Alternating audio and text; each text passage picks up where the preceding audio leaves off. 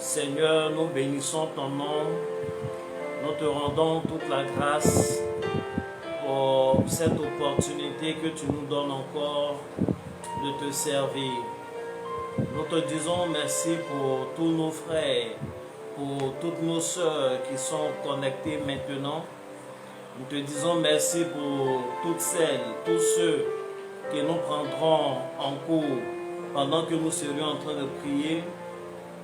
Je prie, Seigneur, que chacune soit connecté à ton esprit et que toi-même tu accordes à la vie de chacun ce que tu auras voulu au nom de Jésus-Christ de Nazareth. Que ce temps que nous passons ensemble ne soit pas une perte de temps, mais que ce soit un moment que tu utilises, que les mots que je vais prononcer, que ma personne soit un outil entre tes mains pour faire du bien à moi-même, pour faire du bien à ton peuple, afin que toute la gloire te revienne à toi seul, au siècle des siècles. Amen. Bien-aimés, que Dieu vous bénisse, que la main de Dieu soit sur la vie de chacun d'entre vous. Je suis très content de vous retrouver en ce jour et nous allons commencer notre direct. Hier, nous étions ensemble avec une question et c'est la même question qui nous conduit aujourd'hui. C'était une question très simple. Maintenant, quand est-ce que je vais commencer moi aussi à travailler pour ma propre maison, pour ma famille? Et c'est une question qui était tirée, qui est d'ailleurs toujours tirée du livre de Genèse, le 30e chapitre, au verset 30. C'est Jacob qui s'adressait à Laban après plusieurs décennies à travailler pour lui.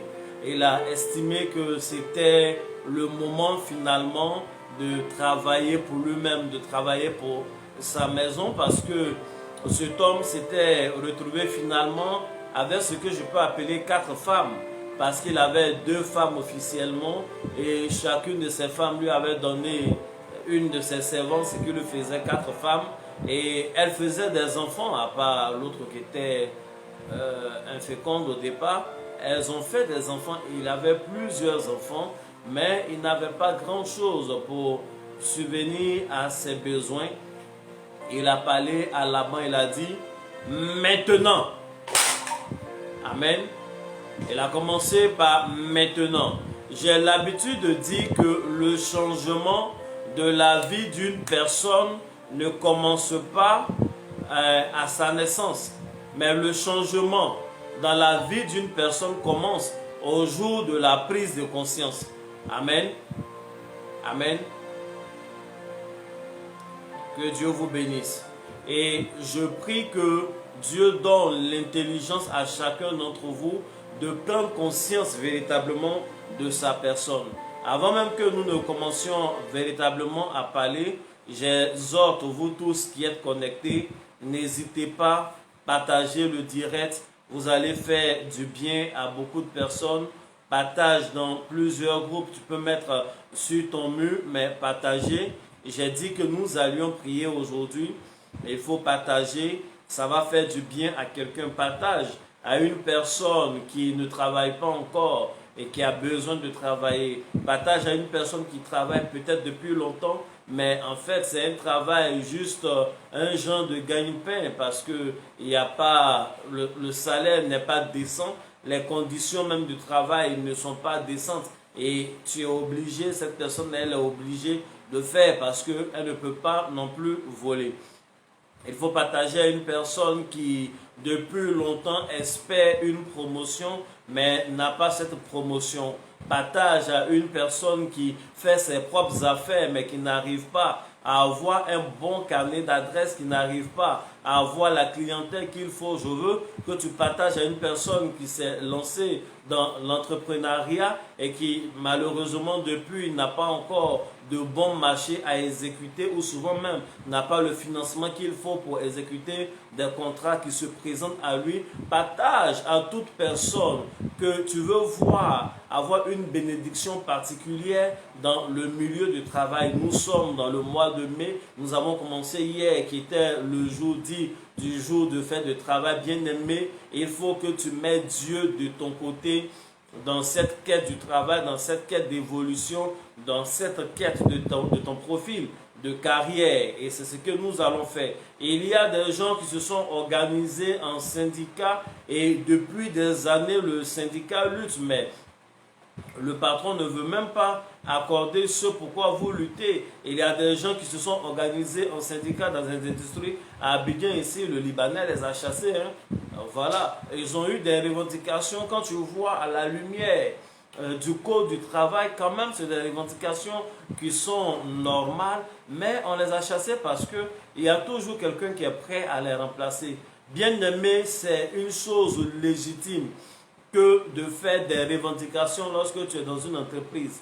C'est une chose légitime, la loi le permet, que de s'organiser en syndicat. Mais bien souvent, les luttes là ne donnent rien parce que nous n'avons pas du spirituel de notre côté. Moi, j'ai vu des gens qui ont donné leur vie au Seigneur aujourd'hui, mais de grands patrons qui étaient dans des ordres mystiques, qui avaient des choses, de telle sorte que lorsque tous les employés font leur réunion, et ils disent que leurs conditions sont mauvaises, il faut qu'on aille parler au boss. Dès que tu rentres dans son bureau, tu as du mal à le regarder droit dans les yeux. Et puis finalement, ça tourne en des causeries et ils ne peuvent pas taper du poing sur la table. Même si il faut parler au supérieur avec respect, mais ils n'arrivent même pas à faire part de leurs revendications au supérieur. Parce que le supérieur n'est même pas un homme simple.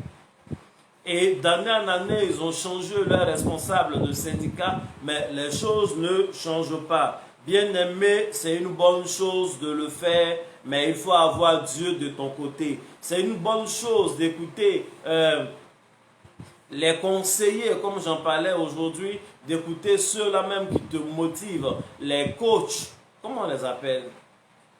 Les coachs de développement personnel, mais bien les motivateurs, les gens qui te disent il faut avoir l'esprit motivé, il faut être un battant, un vaillant. C'est bon de les écouter, mais bien aimé, quand tu les écoutes simplement sans avoir le spirituel de ton côté, il faut comprendre que ce n'est pas toujours que ça aboutit. Ce n'est pas toujours que ça aboutit parce que les gens avec qui tu es en compétition sur le marché du travail sont des gens qui sont spirituels. Les gens avec qui tu luttes les contrats sont des gens qui sont spirituels. Les gens avec qui tu luttes le financement sont des gens qui sont spirituels. Nous sommes dans un monde où, quel que soit le milieu dans lequel nous évoluons, nous avons besoin d'avoir le spirituel de notre côté. Un homme simple ne peut plus réussir dans ce monde-là. Un homme simple peut survivre, mais ne peut pas réussir. Les gens qui vous diront je suis simple, souvent il y a des choses derrière eux. Moi je suis prophète, j'ai tellement reçu par exemple des parents de footballeurs professionnels. Il y a des footballeurs professionnels qui sont nés en France, en Allemagne notamment, dernièrement, qui vivent en Europe. Et c'est des gens qui sont devenus les blancs dans la tête, hein. Souvent même ils ne croient pas en cette histoire de prière et quand même ils évoluent. Je suis en train de vous dire que leurs parents sont tout le temps dans nos bureaux. Pourquoi on prie pour eux? Nous sommes souvent allés dans des villages. On allait dans le village d'un joueur qu'on ne classait plus alors qu'il jouait très bien. Mais nous sommes partis, on a vu d'où venait le problème. Ce jour-là, j'étais avec mon père spirituel. Et quand il a fini les prières, le monsieur, il a commencé à jouer. Ils ont changé l'entraîneur qui ne le plaçait plus. Lui, il va dire peut-être que ça vient. Bon, finalement, j'ai persévéré. Non, ce n'est pas qu'il a persévéré. Ses parents ont quitté l'Allemagne, ils sont venus en Côte d'Ivoire. Et de la Côte d'Ivoire, on allait à Gagnoa. De Gagnoa, on allait dans le village. Il n'a pas dit le nom du village. Donc c'est comme ça. Peut-être que tu es avec des gens et eux, comme c'est une famille chrétienne, les parents, ces deux parents sont chrétiens, ils sont venus voir les hommes de Dieu que nous sommes. Mais les autres personnes avec qui tu es en compétition souvent ne sont pas allées voir. J'ai prié pour un footballeur qui était en permanence en compétition avec un Guinéen. Le Guinéen, les deux sont amis mais ils sont en compétition. Le jeune homme n'a absolument rien fait. Il est parti, je parle du Guinéen, il est retourné chez lui au pays, en vacances et autres. On lui a dit de donner un mouton, ils vont faire un sacrifice, un bœuf, c'était un bœuf. Ils vont faire un sacrifice pour dire merci. Bon, lui, il n'est pas trop dans ces choses-là, mais les parents demandaient un bœuf. Il a donné le bœuf. Les gens ont parlé dans le bœuf, ils ont dit des choses incroyables. Que toute personne qui est le concurrent, toute personne qui lutte la place avec leur fils, que cette personne-là soit en incapacité de lutter, que leur fils soit toujours au-dessus. Et puis il a fini, il est retourné au pays.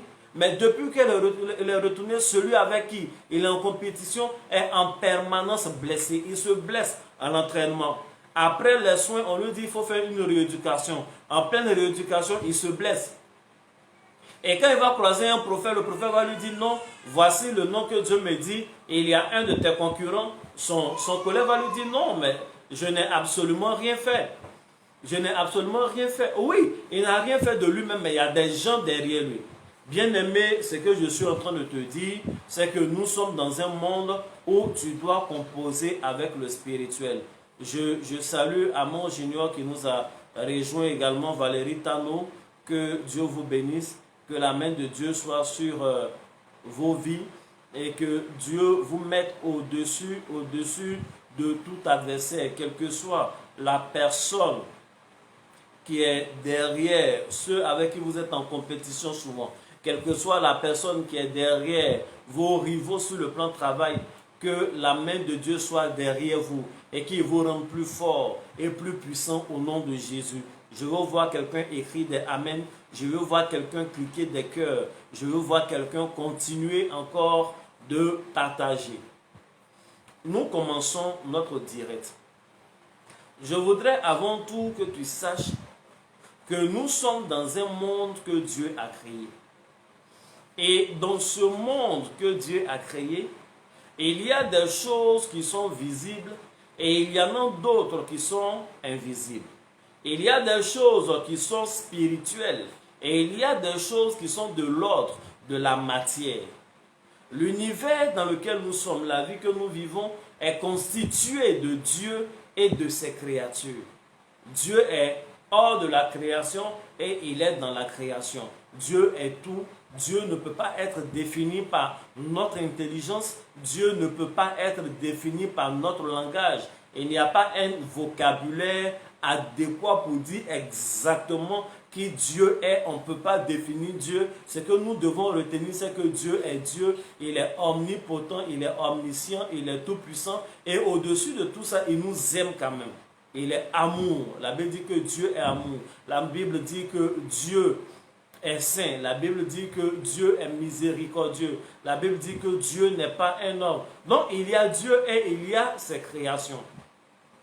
Dans les créations de Dieu, les créatures, il y a notamment les anges, il y a les hommes et puis il y a les autres créatures. Les autres créatures, je les regroupe dans tout ce qui est végétal, les planètes, les étoiles, tout ce que vous voulez.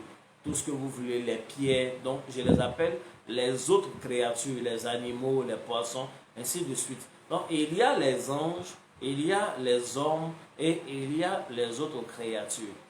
Dans les anges, il y a les bons anges et il y a les mauvais anges. Mais n'empêche que leur nature, c'est ange. Un homme, il peut être brigand, un homme, il peut être moralement bien. Mais qu'il soit brigand ou qu'il soit moralement bien, c'est un homme, sa nature n'a pas changé. Donc, un ange, il peut suivre le diable ou il peut suivre Dieu. S'il suit le diable, on lui donne le nom de démon, mais en fait, sa nature d'ange n'a pas changé. S'il suit Dieu, on l'appelle ange, il reste toujours un ange. Et ils ont des noms propres par moment en fonction de leur fonction, en fonction de leur manifestation. Les esprits ont des noms. Et au milieu de tout ça, il y a l'homme. Donc, nous, hommes que nous sommes, nous vivons dans une atmosphère où nous sommes entourés des autres créatures de Dieu, c'est-à-dire l'eau, la terre, les arbres, les fruits, les animaux, ainsi de suite, mais aussi des anges. Et tout ça là, nous sommes sous la surveillance de Dieu. Donc l'homme vit en corrélation avec les autres créations de Dieu, c'est-à-dire la nature et tout ce qu'elle comporte, et en corrélation avec Dieu lui-même, parce que c'est de lui que nous tirons notre souffle, c'est de lui que vient notre esprit, et également en corrélation avec les anges, c'est-à-dire les bons anges ou les mauvais anges. Tout ce qui arrive à l'homme dépend du concours de ces trois choses, mais Dieu est suprême. Il faut dire Amen. N'empêche que Dieu a doté l'homme de libre arbitre. Alléluia. Dieu a doté l'homme de libre arbitre, donc les choix de l'homme vont le pousser soit à être complètement juste attaché aux éléments, les autres choses de la création, ou alors pleinement juste vers les anges, les démons ou les bons anges, ou complètement, et c'est la meilleure peut-être, sous les auspices de Dieu. Quoi que nous voulions accomplir de grand, si tu veux voir ta destinée prophétique se réaliser pleinement dans ta vie, en fait, c'est sur ces trois axes-là que tu dois t'orienter. Et si Dieu a permis que les choses soient ainsi, et que nous vivions sur terre en corrélation directe avec les anges et avec les autres éléments, c'est parce que nous avons besoin de ça pour notre épanouissement. Pour notre épanouissement de la matière, mais également pour l'épanouissement de notre esprit. Pour notre épanouissement spirituel, mais également pour notre épanouissement sur le plan de la santé, sur le plan même de comment on dit ça, de loisirs. Amen. Alléluia. Amen. Est-ce que quelqu'un est en train d'apprendre des choses? Est-ce que quelqu'un est en train d'apprendre des choses? Je salue maman Rebecca Kouakou, le fils d'un certain Armand Kouakou Kan. C'est un gars qui s'appelle Kan, mais il est le plus grand de mes fils en taille. Son nom ne l'a pas trop influencé. Est-ce que quelqu'un est en train d'apprendre des choses? Donc, c'est exactement ça. Nous devons composer avec ces choses. Donc, si tu veux atteindre un niveau très élevé dans le milieu du travail, bien-aimé, ne te limite pas aux livres que tu lis. Je le disais hier, ceux qui t'ont écrit des livres ne te diront pas tout. Ils te diront qu'ils ont commencé à partir de rien. Et qu'avec leur intelligence, avec la persévérance, ils ont réussi. Ce n'est pas tout. Oui, tu as besoin de persévérance. Oui, tu as besoin d'intelligence. Mais il te faut aussi un esprit avec toi. Il te faut également le spirituel avec toi. Il te faut également des anges avec toi. Il te faut également une composition avec les autres choses qui sont autour de toi. Nous ne pouvons pas échapper à la loi du spirituel. Ils te diront qu'ils ont été persévérants. Voici pourquoi ils ont écrit tous ces livres. Mais ils ne te diront jamais quels sont ces lieux où ils se sont prosternés. Ils ne te diront jamais d'où viennent les chevaliers qu'ils portent. Parce que quand tu vas chez A Constant, les chevaliers qu'ils portent, tu ne les trouveras pas là-bas. Lorsque tu vas dans les places publiques où on vend des costumes et des choses, les choses qu'ils portent, les pistes qu'ils portent sur leur costume, tu ne trouveras pas cela là-bas. Ils ne te diront pas quels sont les sacrifices qu'ils ont faits. Ils ne te diront pas combien de fois ils sont partis en Inde. Ils ne te diront pas dans quelle forêt ils se sont lavés. Ils ne te diront pas quel est le gourou qui est derrière eux. Ils ne te diront pas le nom de leur marabout. Ils te diront j'ai persévéré. Bien-aimé, tu as besoin de spiritualité. Ne te laisse plus amadouer par ce genre de personnes. Si bien qu'il y a des gens qui ont commencé à penser qu'ils sont bêtes parce qu'ils ont essayé. Les gens leur ont dit il faut être intelligent. Si tu es intelligent, tu vas réussir. Mais ils ont été intelligents. Ils ne sont pas en train de réussir. J'ai dit hier que le premier de classe n'est pas forcément celui qui sera le directeur hier. Il y a tellement de choses qui entrent en ligne de compte. Il y a tellement de choses qui entrent en ligne de compte. Il y a des gens qui sortent des meilleures écoles de la Côte d'Ivoire. Il y a des personnes qui sortent des meilleures écoles de l'international. Il y a des gens qui ont quitté Abidjan, sont allés en Europe, ont fait des études et sont revenus chômer en Côte d'Ivoire. Il y a des gens qui ont quitté la Côte d'Ivoire, sont allés au Maroc. Je suis en train de parler à une personne, ont eu des diplômes dans des écoles de commerce. Ils sont revenus ici et chôment. Leur condition n'a pas changé.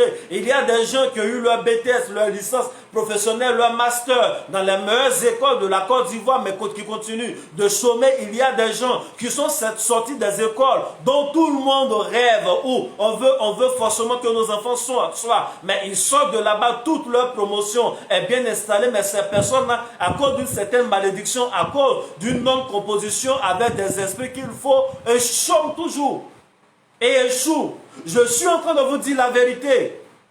Dans leur livre, ils ne vous disent pas tout. Si dans leur livre, on vous disait tout, bien-aimé, celui même qui vendait, il suffisait simplement, il suffirait de lire et d'appliquer, mais ce n'est même pas facile d'appliquer. Ça ne suffit pas. Ça ne suffit pas. Fouillez bien leur vie. Vous allez apprendre des choses qui vont vous étonner. Vous allez apprendre des choses qui vont vous étonner. Je suis en train de te dire que tu peux survivre. Tu peux peut-être gagner ton gagne-pain sans composer avec le spirituel. Enfin, sans être conscient de ta composition avec le spirituel. Mais ce à quoi tu aspires, le rêve que tu as a besoin d'une essence surnaturelle pour être accompli. Ah non, c'est que moi je veux être très riche, je veux aider les orphelins, je veux être riche, je veux construire l'église. Bien aimé, construire une église ça coûte cher, aider les orphelins ça coûte cher. Donc ça veut dire que tu aspires à une certaine élévation. Tu ne peux pas atteindre cette élévation sans composer avec le spirituel. Voici le message que je suis venu te donner en ce jour de fête de travail. Voici le message que je suis venu te donner en ce jour de fête de travail. Est-ce que tu n'as pas remarqué que quand tu donnes des conseils aux personnes, quand tu lui dis, mais pour ton commerce, il faut faire ceci, quand tu lui dis pour ton entreprise, prends cette décision, tous les conseils que tu donnes aux gens, que les gens appliquent le conseil, ça réussit. Mais toi-même, tu n'arrives pas à réussir parce qu'il y a un esprit contre toi. Et il n'y a pas un bon esprit avec toi. Il faut dire Amen. Il faut dire Amen. Et lorsque nous commençons à parler, nous les prophètes, à parler de ce genre de choses, lorsque nous commençons à vous dire que vous avez besoin des anges, il y a des gens qui disent non, on n'a pas besoin d'anges. Tu as besoin d'anges. C'est l'Éternel lui-même qui a dit à Moïse, j'enverrai un ange devant toi qui va marcher pour te faire arriver à destination. Bien-aimé, il y a des chemins que tu prends. S'il n'y a pas un ange de Dieu qui marche devant toi, tu n'arriveras pas à destination, tu ne verras même pas le lieu où tu vas. Est-ce que c'est la première fois que tu montes un projet, mais tu ne remarques pas que tous tes projets tombent dans l'eau? Et tu as l'impression que tu es en train de quérir en expérience, mais au contraire, tu es en train de perdre le temps. Non seulement tu perds le temps, tu perds l'énergie, mais tu perds encore des années, tu es en train de vieillir.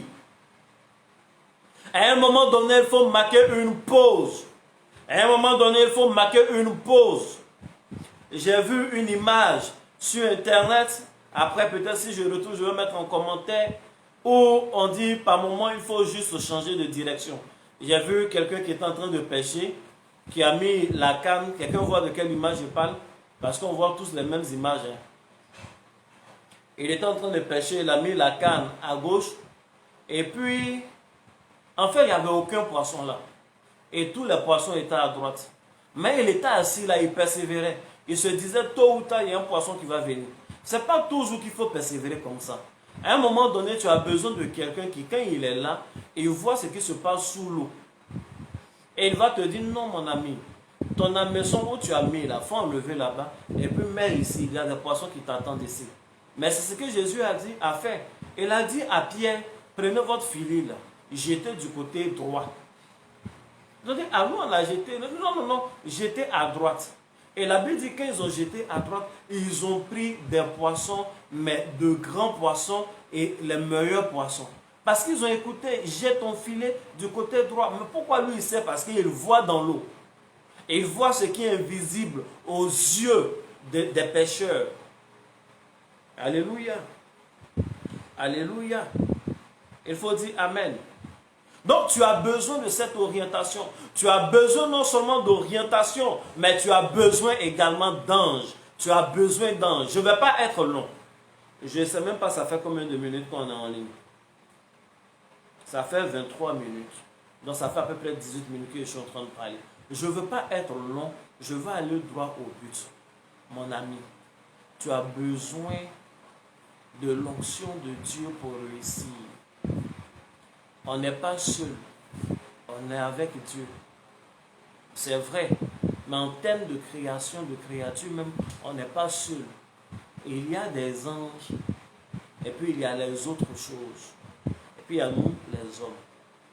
Pour notre vie, les choses qui nous arrivent dépendent de l'atmosphère dans laquelle nous sommes. Dépendent des esprits qui sont avec nous. Il y a des gens qui échouent en permanence toute leur vie parce qu'il y a de mauvais esprits avec eux. Il y a des gens qui échouent à tous leurs examens parce qu'il y a de mauvais esprits avec eux qui dégagent une mauvaise odeur. Il y a des gens, lorsque tu décides même simplement de l'aider, toi-même tes finances commencent à devenir secs parce que c'est quelqu'un qu'il ne faut pas aider. Il y a des esprits qui sont avec lui qui ne veulent pas qu'il réussisse. Quand tu lui fais la promesse, tu lui dis, bon, à la fin du mois, passe, je vais te donner 2 millions, tu vas commencer ton affaire. Dès l'instant que tu lui fais cette promesse et que tu as vraiment à cœur de l'aider, tu vas te rendre compte, au contraire, tu vas avoir toi-même une dette urgente de 2 millions. C'est comme ça. Parce que tu ne dois pas l'aider si tu t'entêtes. Les choses vont se gâter. Oh, c'est ton frère. Oh, c'est ta soeur. Donc, il a un problème. Le problème qu'on doit résoudre même, c'est de chasser ces mauvais esprits-là et les remplacer par de bons esprits. L'un des problèmes du corps de Christ, c'est que quand nous venons dans le Seigneur, on a fait beaucoup la délivrance, on a chassé de mauvais esprits de notre atmosphère, mais on ne les a pas remplacés par de bons esprits. Or, la Bible dit, lorsqu'on chasse un démon, il va dans les lieux arides. Il va de lui-même dans les lieux arides chercher une maison où il va trouver du repos. Quand il ne trouve pas le repos, il revient dans la maison en question. Il trouve la maison balayée, ornée et vide. La Bible dit, il va dans les lieux arides et prend cet esprit plus méchant que lui-même et il revient dans la vie de cet homme-là et sa condition devient pire que la première. Je suis en train de dire à une personne qu'une maison balayée n'est pas un problème. C'est ce qu'on vous enseigne tous les jours. Vivez une vie de sanctification, vivez bien et ne vous encombrez pas de péché, ce n'est pas une bonne chose. Balayer votre maison, c'est ce qu'on vous dit. Une maison qui est ornée n'est pas une mauvaise chose. Au contraire, c'est une bonne chose. Ornez votre vie de bonnes œuvres. Ne vous parez pas de bijoux excessifs, des choses comme ça, mais soyez au contraire parés de l'esprit. On vous demande de manifester le fruit de l'esprit. C'est une bonne chose. Donc le fait que la maison soit balayée et ornée n'est pas un problème. Mais ce qui fait le problème, c'est que la maison est vide. Et lorsque la maison est vide, le démon va aller prendre cet esprit plus méchant que lui et ils vont venir polluer l'atmosphère de la personne. Donc on a fait la délivrance de plusieurs personnes et on leur a créé des problèmes parce qu'on a laissé l'atmosphère vide. Je suis en train de dire à une personne que si on a chassé un esprit de pauvreté de ta vie, on doit remplacer l'esprit de pauvreté par un esprit de prospérité. Si on a chassé un esprit quelconque, on doit le remplacer par un ange. Alléluia. On doit le remplacer par un esprit qui ne correspond pas, qui ne fait pas la même chose, mais qui fait le contraire de celui qu'on a chassé.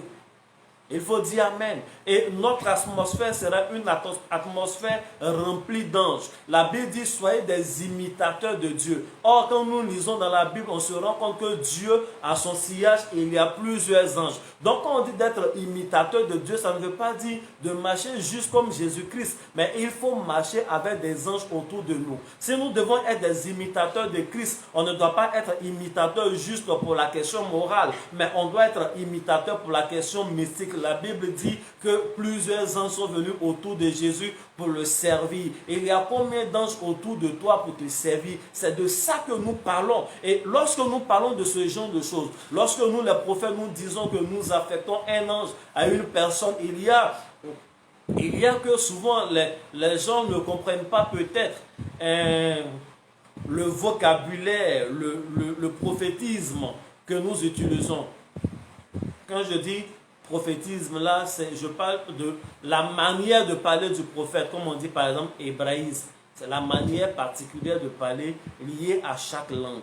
Il y a une manière particulière de parler qui est liée au prophétisme. C'est ce que j'appelle le prophétisme langagier. Dans notre façon de parler, nous pouvons dire que nous affectons des anges. Et je dis que nous les chrétiens, surtout nous les chrétiens évangéliques, si nous sommes conscients qu'un marabout peut lancer des sorts à une personne, je veux qu'à partir d'aujourd'hui, vous soyez conscients qu'un homme de Dieu peut lancer des anges à une personne. Nous devons être conscients que si un sorcier, une petite sorcière peut lancer des esprits pour rendre quelqu'un fou, sachez qu'un prophète peut envoyer des esprits pour apaiser une situation. L'affectation d'anges n'est pas une hérésie, mais c'est une façon de parler, mais c'est une réalité spirituelle.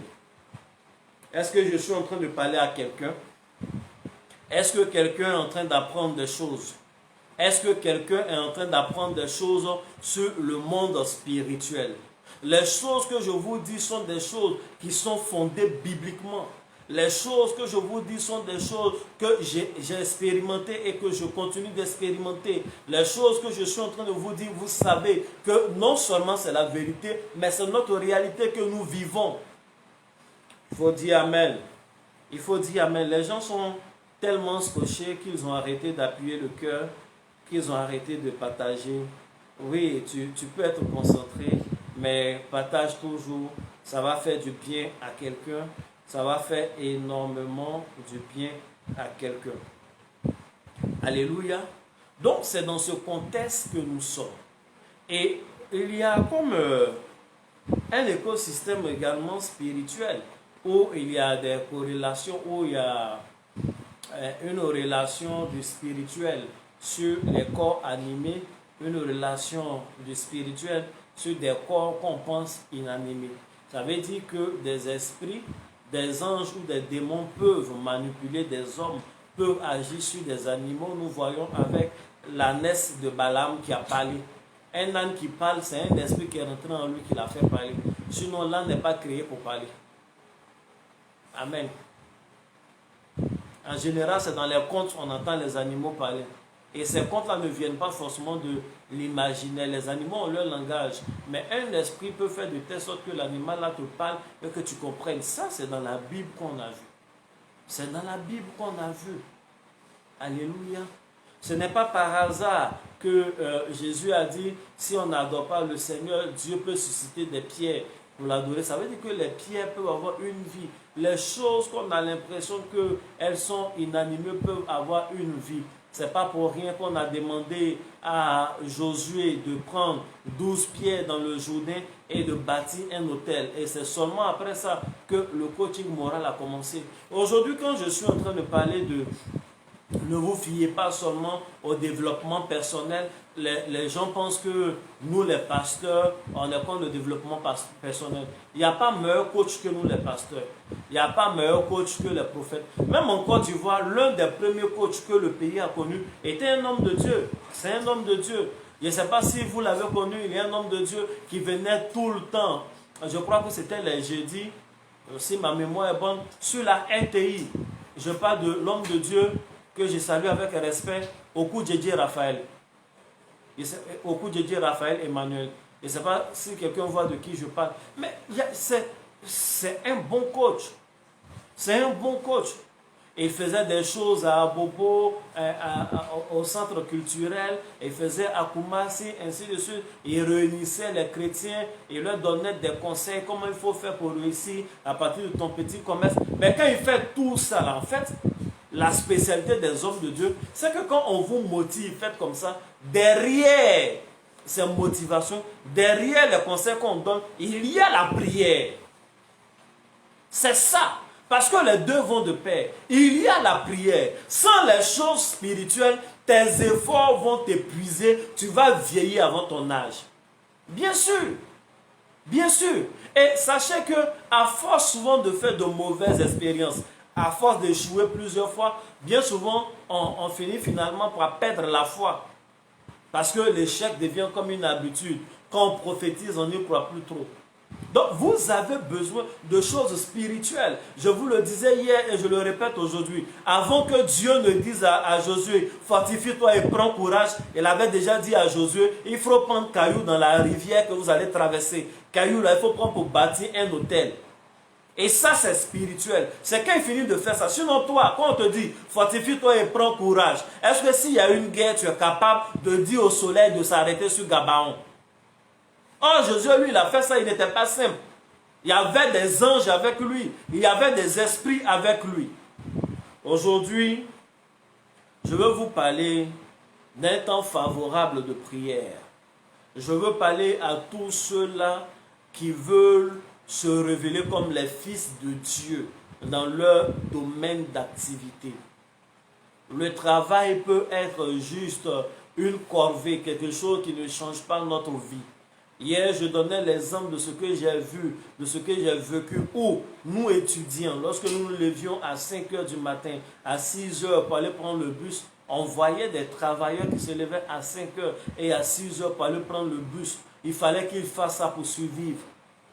Je dis que Dieu fortifie tous nos parents, tous nos aînés, les personnes qui vivent cette condition. Mais je veux vous dire que cette condition-là n'est pas normale. Tu ne peux pas passer toute ta vie à aller à l'école en bus. En bus, c'est dur, c'est dur, c'est dur. Je ne suis pas en train de t'insulter, je suis en train de t'encourager. Je suis en train de t'amener à prendre conscience de ta situation. Tu es parti à l'école en bus toute ta vie. Aujourd'hui, tu travailles, tu vas encore en bus. Et tu n'arrives pas à économiser. Parce que si tu t'amuses à partir en taxi au travail, mais la famille ne va pas manger à la maison. Parce que les enfants attendent. Parce que l'école des enfants attend. Et on est là, on s'en prend aux politiques. On dit que nos politiciens ne font pas une bonne politique sociale. Nous ne pouvons pas remettre la totalité de notre vie aux mains des politiciens. Nous les connaissons déjà. Ils ne peuvent pas faire tout. Même quand ils auront la volonté, ils n'ont pas toute la capacité. Encore qu'ils n'ont pas toujours forcément de bonne volonté pour le faire. Parce qu'à un moment donné, il faut qu'ils se servent. Et ils commencent souvent par là et ils terminent même par là. Et il y a quelques miettes qui tombent que leurs partisans prennent. Amen, ça arrive. Donc on ne peut pas compter uniquement sur eux. Pendant que nous disons que oui, les politiciens ont mauvaise gestion, les gens se lèvent en Afrique, en marche, mais dans ce moment-là, il y a des gens quand même qui réussissent sans qu'ils soient dans, comment on appelle, le règne du pouvoir. Et d'ailleurs, toi-même, qu'est-ce qui t'empêche de rentrer dans ces milieux-là? Tu as besoin d'avoir des esprits de Dieu avec toi. Tu as besoin d'avoir des anges avec toi. Il faut dire Amen. Il faut dire Amen. Je vais maintenant vous donner les consignes prophétiques pour ce mois de mai. Je vais vous donner les consignes prophétiques pour ce mois de mai. Les consignes prophétiques que je vais vous donner, je ne sais pas. Je n'ai pas vu particulièrement que ça ressemble à quelque chose d'une culture que je connais, mais c'est possible que ça ressemble à quelque chose que les gens font dans des adorations d'autres religions ou dans peut-être des sectes que tu as connues, parce que moi je ne connais pas tout. Ou bien que ça puisse ressembler à des adorations dans ta famille, parce que moi je ne connais pas tout. Mais je voudrais te dire de ne pas t'inquiéter pour ça. Il faut juste te laisser convaincre par le Saint-Esprit et il faut sonder les Écritures pour voir si ce que l'homme de Dieu que je suis en train de te dire trouve quand même des fondements dans la parole de Dieu. Parce qu'il peut arriver que la solution ressemble au problème. Ça ne veut pas dire que cette solution ne vient pas de Dieu. La Bible dit que dans le désert, les enfants de Dieu étaient mordus par des serpents brûlants. Et la solution que Dieu a trouvée, il a parlé à son prophète, il a dit à Moïse, il faut prendre les reins, faire fondre les reins et faire une statue de serpent. Il faut brandir ce grand serpent-là. Il faut que tous ceux qui ont été mordus par le serpent regardent le serpent que toi, Moïse, tu as fait. Et c'est ce qui s'est passé. La Bible dit, tous ceux qui regardaient le serpent des reins que Moïse avait fait étaient guéris et la mort ne les surprenait plus. Le venin venin des serpents disparaissait. Je suis en train de dire que la solution peut ressembler au problème. Donc, le facteur de ressemblance ne peut pas être un facteur suffisant pour faire un discernement. Ce n'est pas parce que tu as vu hier dans des adorations occultes des gens faire des libations d'eau et que quand tu viens à l'église, tu vois le prophète prendre de l'eau pour prier et que cela vient du diable. Dans la Bible, les gens ont fait des libations. Dieu lui-même nous dit, la Bible, prends une coupe de vin et fait des libations sur terre depuis son trône. Celui qui copie, c'est le diable qui copie sur Dieu. C'est le diable qui copie sur Dieu parce que le diable n'existe pas avant Dieu. Le diable n'existe pas avant Dieu. Donc les histoires, est-ce que vous savez qu'il y a des gens qui ne sont pas de Dieu? Il y a des gens qui adorent même le diable et ils ne s'en cachent pas, mais qui parlent en langue. Oui, ils parlent en langue comme tu parles en langue là. Ils parlent une langue qui n'est pas une langue intelligente sur le plan humain. Ils parlent une langue que les hommes ne connaissent pas, mais c'est une langue des esprits. Ils parlent en langue, ils parlent en langue, ils parlent en langue. Est-ce que cela veut dire que tout homme de Dieu qui parle des langues ne sont pas des langues d'hommes et du diable? Parce que quand la sirène parle en langue, parce que quand l'esprit de vaudou parle en langue, ça ressemble au parler en langue même de Pierre et de Paul. Ça ressemble à ce que les gens ont parlé lorsque le Saint-Esprit est descendu. Ça ressemble au parler en langue de ton pasteur. Ça ressemble à ton parler en langue. Ça ressemble au parler en langue de ta femme. Oui, oui, ça ressemble au parler en langue de tes enfants. Mais ils ne sont pas de Dieu et ils le reconnaissent. Est-ce que cela veut dire que ton parler en langue que tu as là ne vient pas du Saint-Esprit? Peut-être. Je ne sais pas tout. Mais vraiment, je me pose la question. Et si quelqu'un peut m'aider à mieux comprendre et à connaître tout, aidez-moi. Mais je ne pense pas que le seul facteur de ressemblance peut nous permettre de dire qu'une telle chose n'est pas de Dieu. Ce n'est pas la Bible qui nous dit que le diable même vient comme un ange de lumière. La Bible nous parle du diable comme un ange de lumière et la même Bible vient nous parler de gens qui avaient vu Jésus mais qui étaient comme la lumière. Sa face était comme le soleil. Ça veut dire quoi? Qu'il y a une certaine similitude. Est-ce que ça veut dire que Jésus est Satan? Non, Jésus n'est pas Satan. Est-ce que ça veut dire que Satan est Jésus? Non, Satan n'est pas Jésus. Mais il peut avoir une ressemblance d'apparence. Oui. Oui.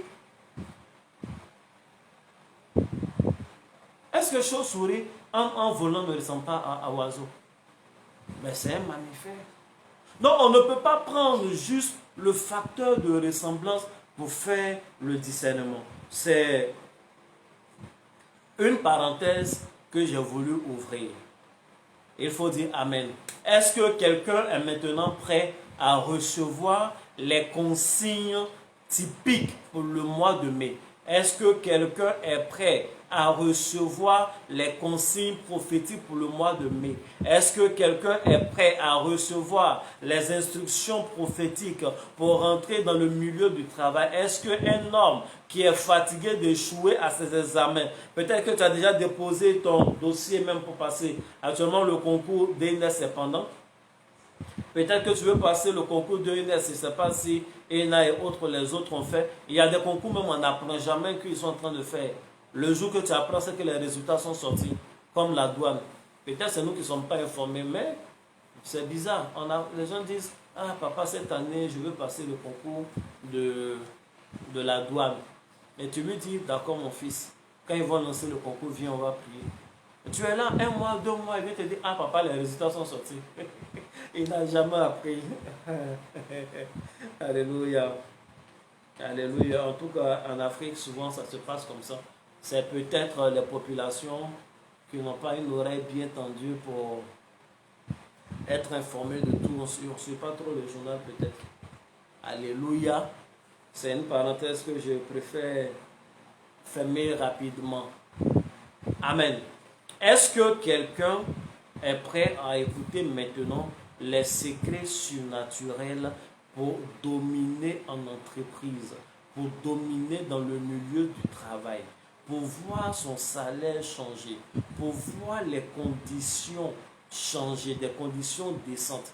Est-ce que quelqu'un qui est fatigué de déposer son CV à des endroits sans qu'on l'appelle est prêt à écouter une instruction ponctuelle, prophétique que je suis sur le point de donner? Si une telle personne est là, elle peut juste écrire un commentaire, je suis prêt. Elle peut juste écrire un commentaire, comment elle peut juste se manifester en commentaire, parce que je vais vous dire ce qu'il faut faire de façon précise en ce mois de mai. Et je vais vous dire ce qu'il faut faire de façon précise en ce mois de mai. Priez, confiez votre sort à Dieu. Dites à Dieu que vous voulez voir la chose changer. Je déclare au nom de Jésus-Christ de Nazareth que cette chose va changer. C'est vrai, mais je vais vous donner quand même les consignes. Une chose est claire, tu as besoin d'un ange qui va marcher avec toi. Et je vais te donner des secrets qui attirent les anges. J'étais en train de vous dire, qui attire cet ange-là dont tu as besoin. Bien aimé, nous tous, on a des anges. Je parlais tout à l'heure d'affectation d'anges. Sachez que c'est une réalité. C'est vrai, c'est Dieu qui est omniscient. C'est Dieu qui envoie ses anges. Mais Dieu nous a déjà donné des anges qui sont avec nous comme nos compagnons de service. Lorsque je suis avec mon compagnon de service, lorsque on partait faire les évangélisations avec le prophète surnaturel, mais quand on arrive dans des endroits, il peut me dire, ah mon frère, va de ce côté-là, pour qu'on puisse gagner un temps, va parler là-bas, je vais parler ici. Lorsqu'on partait dans des classes depuis les années lycée pour annoncer l'évangile dans des classes, on a toujours fait comme ça. Je dis à mon frère, bon, voici ce que tu vas faire. Tu parles dans la classe, moi, je vais lancer l'appel qui veut donner sa vie à Jésus. Par moment, c'est l'inverse. Donc, si un ange est mon compagnon, je peux lui donner des consignes. Si tu ne donnes pas des consignes à ton ange, ce n'est pas ma faute. Il ne t'est pas dit de l'adorer. Non, ceux qui acceptent d'être adorés, ce sont les démons. Parce qu'ils copient leur maître. Ils ont vu Satan faire. Satan voulait s'arroger l'adoration de Dieu. Comment? C'est un peu comme si je suis un commissaire. Je suis commissaire à Korogo. Et pendant que je suis le commissaire de police à Korogo, la nuit, je reçois un appel d'une femme qui est dans un quartier peut-être à Petit Paris et qui me dit, monsieur le commissaire, les gens sont à ma porte. Ils ont des armes, ils veulent m'agresser. J'ai pu voir par la fenêtre que c'est des agresseurs. Ils ne sont pas encore parvenus à l'intérieur de la maison. Intervenez s'il vous plaît. Et moi, j'estime que pour cette situation-là, je dois prendre mon téléphone, appeler le ministre de l'Intérieur, qui est le ministre de tutelle de la police, appeler le ministre de l'Intérieur, chercher à tomber sur le ministre de l'Intérieur pour lui dire, monsieur le ministre de l'Intérieur, à Korogo, il y a un voleur qui est en train d'agresser une femme dans un quartier qu'on appelle Petit Paris. Est-ce que c'est logique? Ce n'est pas logique. Parce que quand le ministre de l'Intérieur m'a envoyé en tant que commissaire, ils ont mis des hommes à ma disposition. Il y a des policiers qui sont avec moi et qui attendent mes ordres. Quand la femme m'appelle et que j'entends sa situation, ce que je dois faire, c'est de voir quels sont les éléments que je dois envoyer. Si déjà j'avais envoyé des éléments, faire des patrouilles, alors je leur ai dit, je demande la position des uns et des autres, et je leur ai dit, allez-y rapidement à tel endroit, il y a une affaire, il y a une intervention là-bas. C'est ça qu'on appelle affectation des anges. C'est ça qu'on appelle affectation des anges. Quelqu'un peut m'appeler moi le prophète. Et j'écoute sa situation, je sais qu'on lui a lancé un sort. Celui qui lui a lancé un sort n'a pas fléchi les genoux pour prier. Ah oh Satan, je t'en prie, rends-lui la malade. Lui-même, par ses cesses, il a lancé un sort. Moi, je suis doté de l'esprit de Dieu. Et j'ai des esprits. Parce que la Bible dit, les esprits du prophète sont soumis au prophète. Ce verset-là, les gens, si ça marche, on dit non, l'esprit du prophète. On dit les esprits du prophète sont soumis au prophète. Et c'est le même mot pour dire ange. C'est les esprits. Donc, on peut les envoyer. Est-ce que vous savez que même les anges, ils ont, comment on appelle, ils prennent des initiatives. La Bible dit que Dieu voulait punir le roi. Et l'Éternel demandait comment il va faire. Il y a un ange qui a pris la parole qui dit, je sais comment je vais faire. Dieu lui demande comment tu vas faire. Il dit, je serai un esprit. Je vais me transformer en un esprit de mensonge. Je vais aller dans la bouche des prophètes de ce roi-là, des tels sortes qui prophétisent faux pour tromper le roi. C'était un ange, il a pris une initiative. Et Dieu lui a dit, ouais, c'est une bonne idée. Oui, oui, tu peux aller, vas-y, gère. Mais oui, donc s'ils peuvent prendre des initiatives, pourquoi est-ce que nous ne pourrions pas les envoyer dans le but de faire du bien? Chose qui fait partie de notre ministère. On peut le faire. Peut-être c'est nos expressions qui fatiguent, mais c'est la vérité, c'est la réalité. Sinon en Afrique ici, là, tu sais qu'on lance au sort. Peut-être c'est ce que tu savais depuis que tu es né. Je t'apprends aujourd'hui qu'on lance ange aussi pour te faire du bien. Il faut dire Amen. Il faut dire Amen. Il faut dire Amen. Et je vais maintenant parler. Nous sommes à la 49e minute. Je vais maintenant donner les consignes. Je vais maintenant donner les consignes prophétiques. Nous sommes dans le mois de mai. Je ne sais pas, hier je vous ai montré à l'écran. On a envoyé à plusieurs personnes cette image-là. Même quand tu vas sur Google et que tu dis quoi même là? Tu tapes bonne fête de la fête, bonne fête du travail, pardon, et il y a une plante qui sort. Et hier, on a parlé de cette plante-là.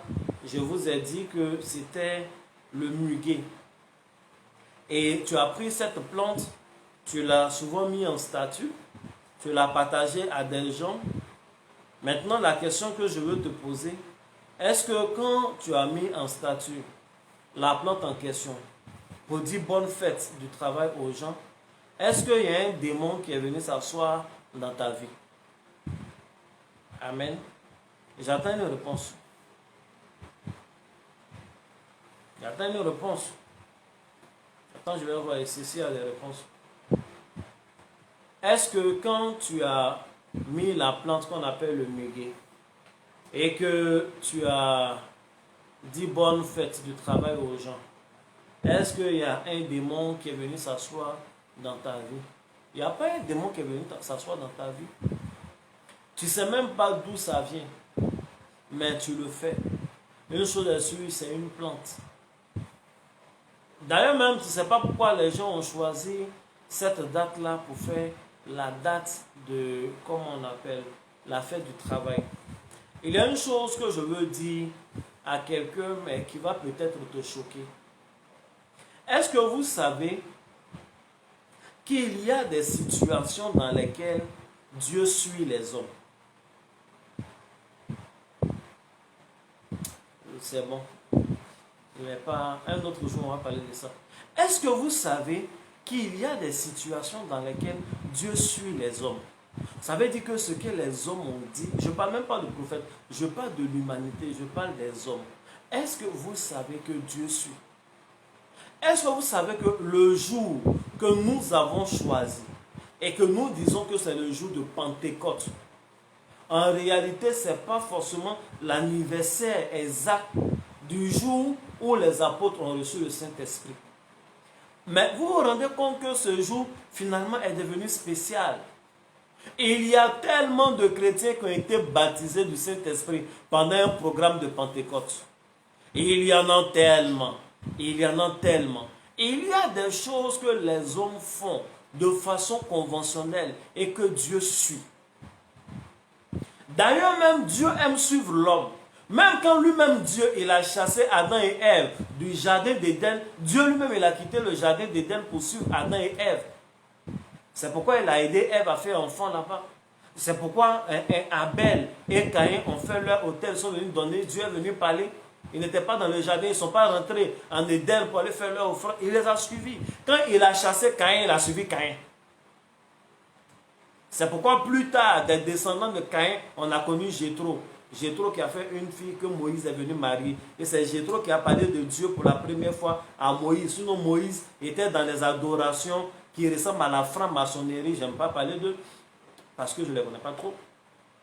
était dans des choses, en tout cas de la mystique égyptienne. Donc c'est avec Jéthro qu'il a connu Dieu. Il y avait des choses en lui. Je n'ai pas envie de parler de ça aujourd'hui. Il faut dire Amen. Il faut dire Amen. Donc c'est une plante, c'est une bonne plante. Et lorsque nous prenons la Bible parle de cette plante-là, le muguet. Vous savez, quand je dis que la Bible parle de cette plante, peut-être que tu as pris ta Bible, une certaine version, tu peux ne pas trouver. Mais il y a des versions de la Bible où il y a le muguet. Et quand je dis des versions, ce n'est pas de vieilles versions, des choses cachées. Non. Par exemple, la Bible, la version qu'on appelle Martin. Martin. Je lis dans la phonétique anglaise, mais c'est Martin. Si tu veux, c'est une traduction de la Bible. Quand je prends la version Martin, je prends Cantique des Cantiques, chapitre 2. Je lis le verset 1. C'est écrit « Je suis la rose de Saron et le muguet des vallées ». Dans la version Louis II, je pense qu'on dit le lit des vallées. Mais ici, on dit le muguet des vallées. Cantique des Cantiques, chapitre 2, on dit tel est le muguet entre les épines, telle est ma grande amie entre les filles. Ainsi de suite, il y en a tellement, il y en a tellement, il y en a tellement.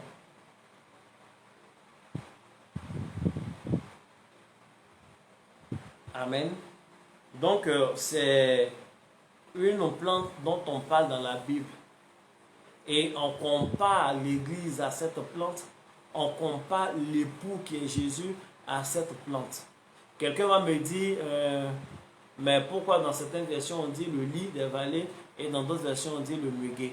Vous savez, je n'ai pas envie de rentrer dans des choses complexes, mais il y a ce qu'on appelle l'altérité de la langue. Quand on fait les traductions, il y a un facteur qu'on appelle l'altérité.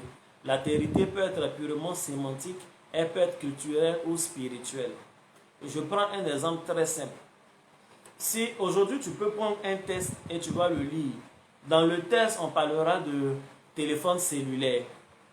Je suis sûr qu'il y a les gens qui sont connectés, quand ils disent cellulaire, ils ne voient pas trop de quoi je parle. Aujourd'hui, là, en 2021, combien de personnes appellent leur portable cellulaire? Non, on n'appelle pas ça cellulaire. Donc si je lis un test qui parle de cellulaire, parce que c'est un test qui date des années 95, 98, ou même 2000, voilà 2000, qui parle de cellulaire, quand je finis de lire et que je sors, si quelqu'un me demande le test parle de quoi, ne soyez pas étonné que je dise le test parle de mobile ou parle de téléphone portable. Amen. Ça veut dire quoi? Le mot qui était utilisé en ce moment-là pour désigner la même réalité a muté.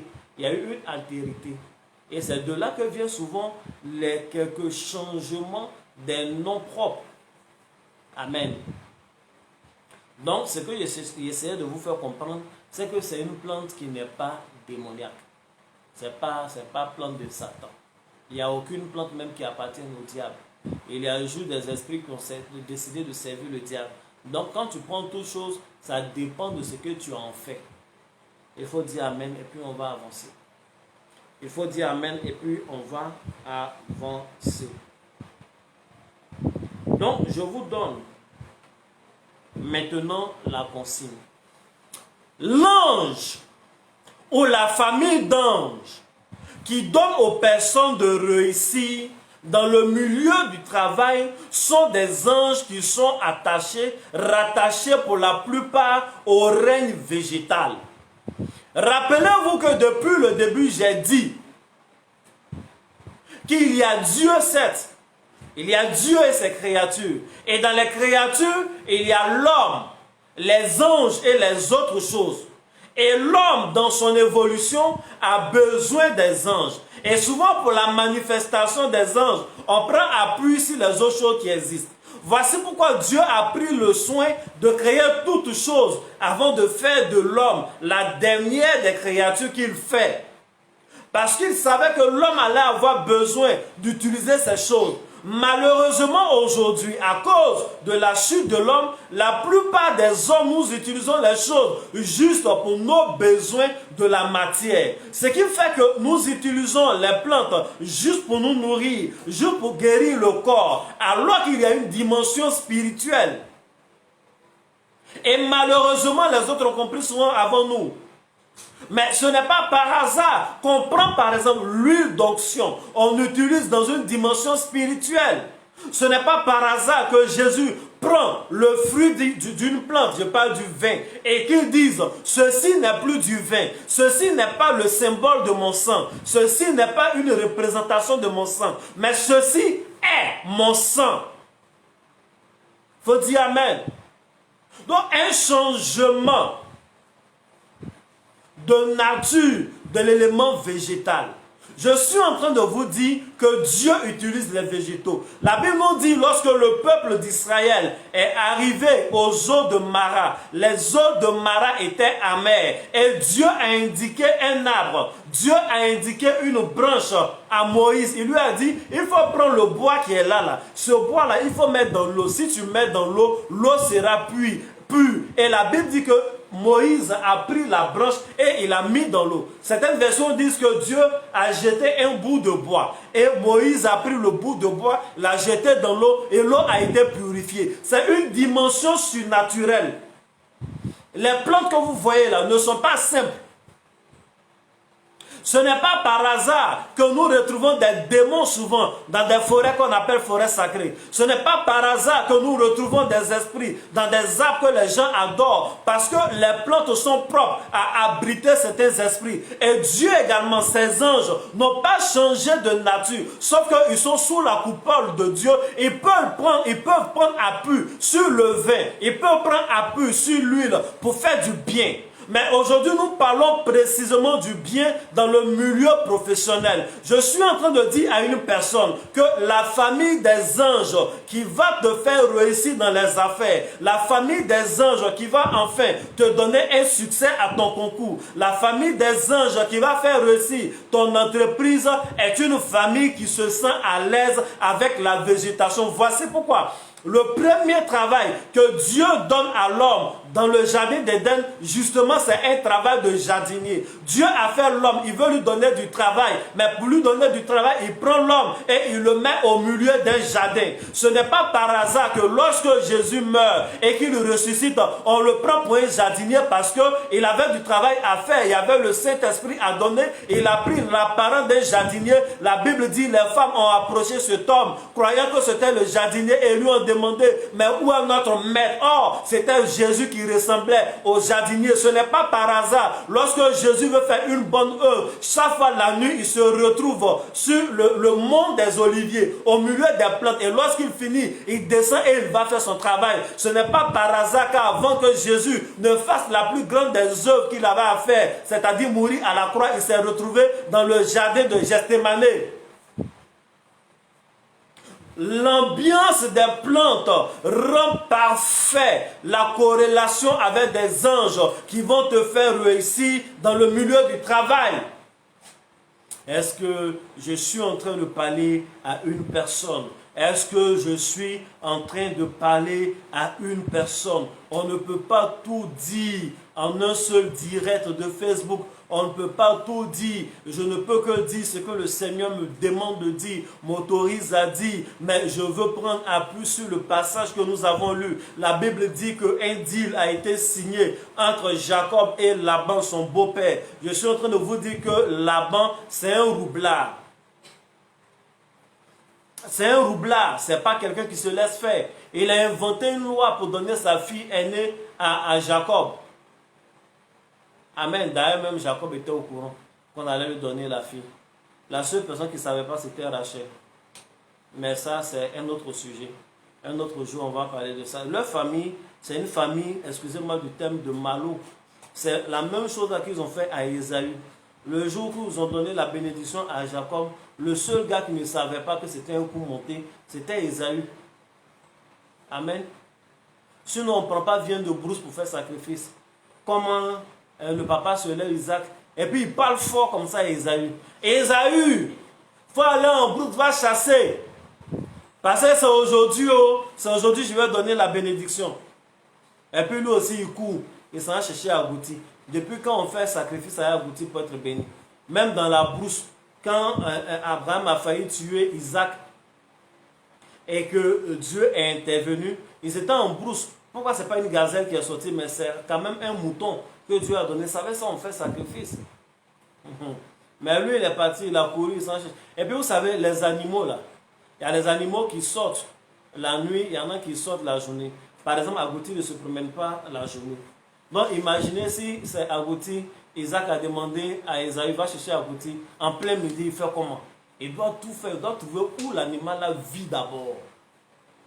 Et quand il finit de parler, la Bible dit, Rebecca ayant entendu les paroles, en fait, les paroles là étaient adressées à Rebecca. Et puis Rebecca dit à son fils, ah c'est aujourd'hui, hein. Rapidement, ils ont tué un veau. Quelqu'un qui a l'habitude de manger viande de brousse et puis qui mange agneau là, il sait faire la différence. Et puis le papa aussi fait semblant. Il est aveugle mais il n'est pas sourd. Il dit, ah, la voix là, c'est la voix de Jacob, mais les mains sont les mains d'Ésaü. C'est en cas de douce abstenir, mais il a béni quand même. En fait, c'était un coup monté depuis le début. C'était un coup monté depuis le début. C'est la même chose, c'était un coup monté depuis le début. Jacob, ce qu'il a fait là, c'est un film où il vient dire non, mais pourquoi j'ai travaillé pour toi là? C'est Rachel que je cherchais et puis on m'a donné Léa. Et mon ami, tu savais qu'on t'avait donné Léa. Le mariage n'a pas surpris Jacob, ça n'a pas surpris, comment elle s'appelle, Léa. Parce que Léa s'attendait à son père, tout était déjà manigancé. Maintenant, le jour là, je ne sais pas qui ils ont envoyé, mais ils ont enlevé Rachel pour la mettre loin. Sinon, pendant le mariage même là, Jacob pouvait demander à sa femme Rachel, s'il pensait vraiment que c'était Rachel, ah mais où est ta grande soeur Rebecca? Habituellement c'est elle qui fait la cuisine, pourquoi aujourd'hui on ne la voit pas? À aucun moment il n'a demandé après l'autre soeur, quand même. Il savait. Bref. Donc, c'est une famille de roublards. Et le vieux Laban ne peut pas accepter qu'un enfant comme Jacob se fout de lui. Donc quand ils ont signé le deal, chacun comptait sur quelque chose. Mais qu'est-ce qu'il va faire? Il commence par se poser une question, comment je vais faire moi-même pour bâtir une entreprise? Comment je vais faire pour réussir sur le plan professionnel? Dès l'instant que le deal a été conclu, la Bible dit qu'il va en brousse et coupe les branches vertes d'amandier, de peuplier et de platane. Il fait des rayures sur ces plantes-là. Il met dans des auges, il met dans les abreuvoirs des bêtes. De telle sorte que les bêtes tombent en chaleur dans ces endroits. Et surtout les plus vigoureuses, les brebis et les autres bêtes. Et quand elles entrent en chaleur dans ces endroits-là et que leur accouplement a lieu, dans l'atmosphère des plantes qu'il avait positionnées, les enfants qui naissaient étaient tachetés et maquetés. Et ainsi de suite, la Bible nous dit au verset 42, cet homme devint fort riche. Si bien que les enfants de Laban sont venus dire à Laban, le gars là, si tu ne le chasses pas, nous on ne va pas avoir héritage dans ta main. Alléluia. Donc c'est une histoire d'utilisation de plantes. Quel est le verset précédent qui existait, qui a enseigné à Jacob qu'on peut prendre des plantes pour faire ce genre de choses? Vous savez, quand tu as l'Esprit de Dieu, quand Dieu te fait grâce de te visiter, il te dit des choses qui sont inédites. Et aujourd'hui, Dieu nous permet de comprendre des choses qui sont dans la Bible. Que si ce n'est pas l'Esprit de Dieu qui te permet de comprendre, tu ne peux pas imaginer avec ta propre intelligence. Voici ce que tu vas faire dans ce mois-là. Je suis en train de te dire que c'est un mois où tu dois éviter d'être dans des couleurs trop sombre, trop terne. Et si peut-être l'activité que tu fais déjà, ou le milieu dans lequel tu es, t'impose d'être dans ce genre de choses, il faut avoir des accessoires qui rappellent la végétation. Je suis en train de vous dire, d'attirer votre attention, ce n'est pas un hasard si j'ai une cravate aussi fleurie. Je ne suis pas Johnny la fleur. Amen. Je n'ai pas Johnny la fleur. Mais c'est parce que je sais que c'est le moment. Et même la décoration derrière moi vous rappelle cela. Ce n'est pas par hasard. Les femmes, ayez des notions de fleurs, de végétation dans votre habillement pendant que je suis en train de parler. Quand tu te lèves demain, tu vas au travail, ou bien quand tu t'en vas chercher ton travail, ou même pendant que tu es là, il faut avoir des choses. Payer des tableaux où il y a des fleurs. Créer une atmosphère de végétation pendant que vous êtes en train de prier comme vous priez habituellement. Seigneur, cette année, je veux une promotion. Pendant que tu es en train de le dire, il faut avoir des choses qui font penser à la végétation. Il faut penser à avoir des choses qui font... Moi, j'ai la cravate aujourd'hui. Demain, ça peut être autre chose. Ça peut être juste un petit symbole quelque part ici, ou même la chemise. Peu importe, peu importe, peu importe, peu importe. Voici ce que vous devez faire. Soyez dans des couleurs plus vives que les couleurs ternes.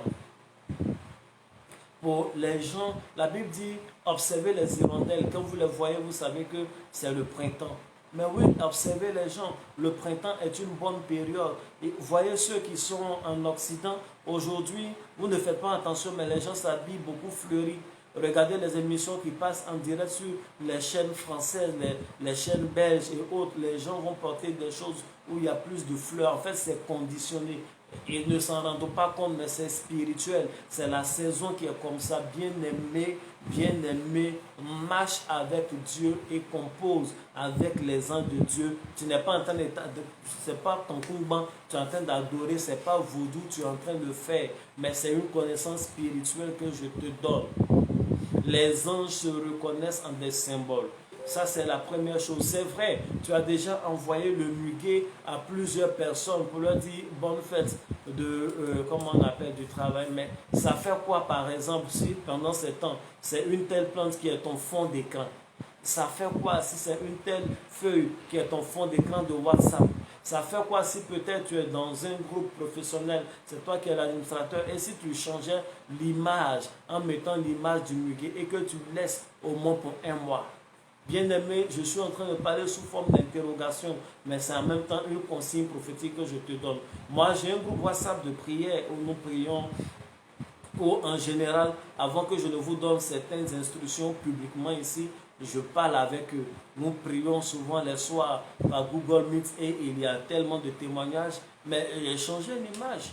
J'ai changé l'image. Je n'ai pas attendu le 1er mai pour leur dire de constituer par exemple des paniers de fruits et de venir avec leur panier de fruits. C'est la troisième consigne que je suis sur le point de vous donner. C'est la période où tu dois constituer des paniers de fruits. Ça tombe bien, nos amis musulmans sont en carême. Oui, habituellement, quand tu leur donnes des cadeaux, tu leur donnes du sucre et autres. Tu peux donner ce même genre de sucre là, mais il faut mettre un peu de fruits dedans. Tu fais un panier où il y a du sucre, où il y a peut-être un peu de riz, mais mets des bananes, mets des pommes, mets des dattes. Et puis il faut lui donner. Quand tu partes au travail, tu lui donnes, c'est pas grave, il n'a qu'à prendre. Tu ne parles pas dessus, on n'est pas là pour... Ne parle pas dessus du genre pour dire non. C'est une instruction divine. Quand tu lui donnes, Dieu même sait ce qu'il doit faire pour toi. Il faut dire Amen. Dieu même sait ce qu'il doit faire pour toi. Et à partir de demain, je vais vous donner d'autres consignes dans le groupe WhatsApp. Mais voici principalement. Donc, tu peux constituer un panier de fruits. Je parle à tous ceux qui sont ici en Côte d'Ivoire. Je parle à tous ceux qui peuvent le faire. Constituez un panier de fruits. Mettez à l'intérieur du panier de fruits une offrande volontaire. Pourquoi je dis une offrande? Quand on dit une offrande volontaire, ça veut dire offrande que tu veux. Amen. Oui, ça veut dire offrande que tu veux parce que souvent, il y a des codes spirituels qui veulent qu'on impose un montant ou qui veulent qu'on dise quelque chose qui ressemble à un chiffre. On peut dire par exemple, à base du chiffre 30, tu peux donner 13 000, tu peux donner 1300, c'est ce que tu as. Tu peux donner 1 300 000, ainsi de suite. Tout ça reste volontaire. Mais en général, pour les histoires du travail, le code, c'est un code à base du chiffre 6. Parce que c'est le 6e jour que Dieu a fait l'homme. C'est pour les choses sociales. Mais je te demande prophétiquement de donner une offrande volontaire. Constitue un panier de fruits. Si tu as des enfants qui sont en train de chercher du travail, constitue un panier de fruits. Mets une offrande volontaire pour toi-même. Tu peux constituer pour tes enfants, tu peux constituer. Pour les gens du groupe, vous savez déjà, les gens m'appellent en général au 07 09 82 35 97. De toutes les façons, vous verrez ça en commentaire ou au 07 68 68 85 86, ou alors on parlera dans le groupe. Ou bien si tu dois le faire ailleurs, parle avec moi, je vais vous donner des consignes progressivement. Ailleurs en fonction de la distance où tu es, mais constituer des paniers de fruits, donner à un homme de Dieu, donner à l'église, donner à vos collègues. Pour ceux qui ne sont pas en carême, quand vous partez, en général, entre midi et 2, vous mangez ensemble. Il faut t'occuper du dessert. Donne des fruits aux autres. Il faut le faire. Tu n'es pas en train de faire du mal, mais ça va te surprendre. Dieu va t'ouvrir des portes extraordinaires en cette année. Dieu va te donner des marchés incroyables. Dieu va te donner. J'ai fait une telle prière pour une de mes filles. Elle me disait, mais papa, je n'ai pas l'ancienneté qu'il faut pour avoir un poste de responsabilité. J'ai dit, mais celui qui nous donne cet oppo spirituel que je suis en train de donner, il s'appelle l'ancien des jours. Ici, l'ancien des jours est de ton côté, ma fille. Tu es ancienne.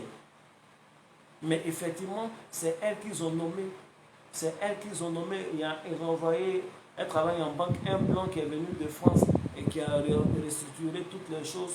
Et quand ils l'ont nommé, les anciens là sont partis le voir pour dire non, on a une façon de fonctionner ici. Elle est nouvelle, mais le monsieur n'a pas branché. Au final, elle a été maintenue à son poste avec la révalorisation salariale qui va avec, et elle occupe le poste jusqu'à aujourd'hui. Et elle a su, parce que Dieu est avec elle. Voici en gros les consignes que je vous donne. Jacob a pris des plantes et il a fait des taillades. Ce que moi je te demande, c'est d'avoir des choses qui rappellent la végétation dans ta ténèbre. Ce que je te demande, c'est d'avoir des plantes dans ton atmosphère, dans la décoration de la maison, ou même dans ton téléphone. Parce que c'est dans ton téléphone ou dans ton ordinateur, c'est à partir de ces appareils-là que tu appliques, que tu demandes du travail. Souvent, on peut te maudire à partir de ces choses. Le monde spirituel évolue. Le monde spirituel évolue et s'adapte à tout ce que l'homme fait comme création, comme technologie. Il faut dire Amen. Il faut dire Amen. Je vous demande également de donner des paniers de fruits. Donner des paniers de fruits pour les gens du groupe. On a commencé à donner des paniers de fruits depuis le mois d'avril.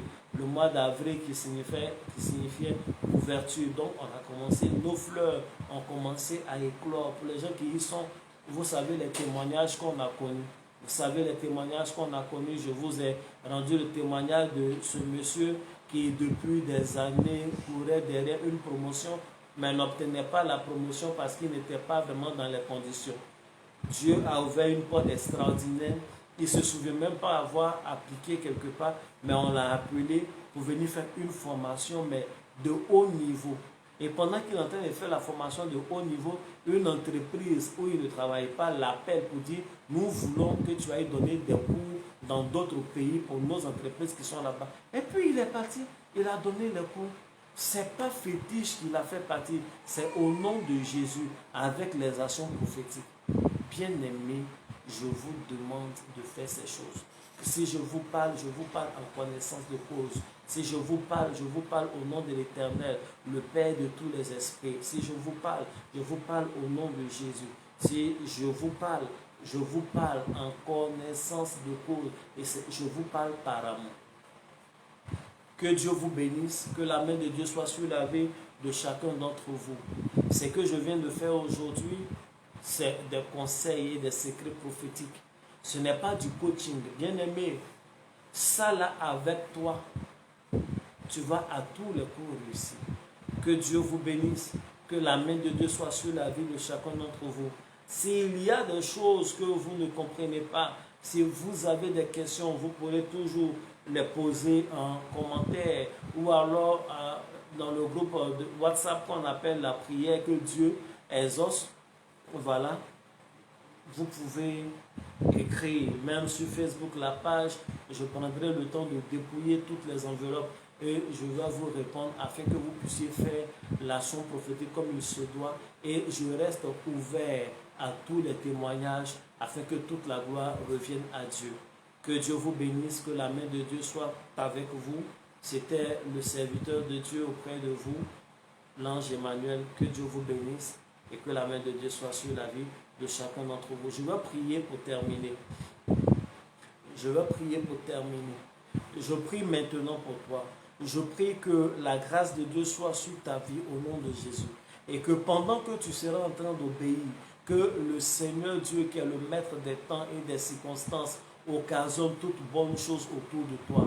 Je déclare que le Seigneur écrive un scénario de bonheur pour toi, un scénario de bon témoignage pour toi, un scénario d'élévation dans le milieu professionnel au nom de Jésus. Je déclare que ton statut change, que tu changes de chômeur à quelqu'un qui travaille et qui a un travail décent, dans des conditions décentes au nom de Jésus. Je déclare que toutes ces choses auxquelles tu t'attendais, ces choses auxquelles tu aspires, que tes luttes humaines n'ont pas pu t'accorder, que ton intelligence n'a pas pu t'accorder, que les relations humaines n'ont pas pu t'accorder, que tes tentatives de donner de l'argent aux personnes n'ont pas pu t'accorder, que la main de Dieu te surprenne au nom de Jésus-Christ.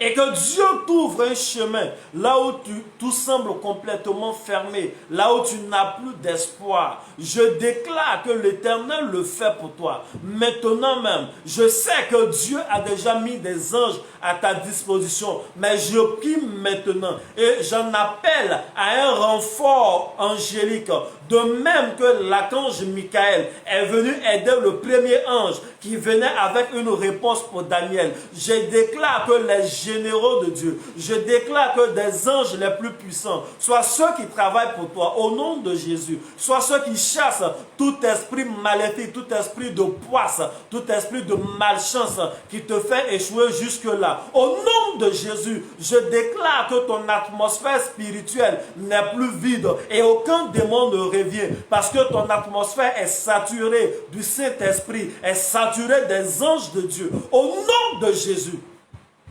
Merci Seigneur parce que c'est fait. Et je déclare que les souffrances que tu as connues dans le chômage, que tes fils et tes filles ne connaissent pas cela. Je déclare que les efforts que tu as connus afin d'évoluer dans le milieu professionnel, que tes fils ne connaissent pas les mêmes efforts, mais qu'ils réussissent aisément. Au nom de Jésus, qu'ils n'aient pas à combattre les mêmes ennemis que toi, mais qu'ils aient de meilleures bénédictions et que de génération en génération, ceux qui naissent de toi réussissent. Au nom de Jésus, dis Amen, tu es béni.